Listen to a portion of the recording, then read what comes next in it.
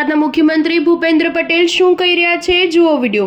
આજનો આ કાર્યક્રમ પણ ટેકનોલોજીના માધ્યમથી નાગરિકોની સેવા અને સુરક્ષાના ધ્યેયને સાકાર કરતો કાર્યક્રમ છે।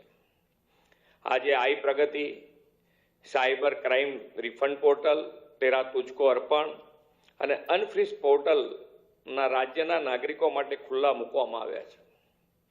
આ પોર્ટલ દ્વારા નાણાકીય સાયબર ક્રાઇમને લગતી ફરિયાદોના આધારે ફ્રીઝ થયેલા બેંક ખાતાને પુનઃ કાર્યરત અને અનફ્રીઝ કરવા માટે નાગરિકોને સરળતા રહેશે।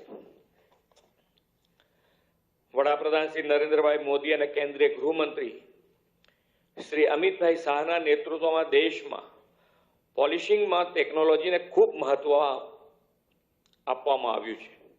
તેમના માર્ગદર્શનમાં કેન્દ્ર સરકારે અંગ્રેજ સમયના 3 ક્રિમિનલ કાયદાઓમાં બારીકાઈપૂર્વક પરિવર્તનો કરીને 3 નવા કાયદા લાગુ કર્યા છે। ટેકનોલોજીની મદદથી ગુનાઓ શોધવા, રોકવા અને પ્રોસિક્યુશન જલ્દી પૂર્ણ કરીને ગુનેગારોને ઝડપથી સજા થાય એ માટેના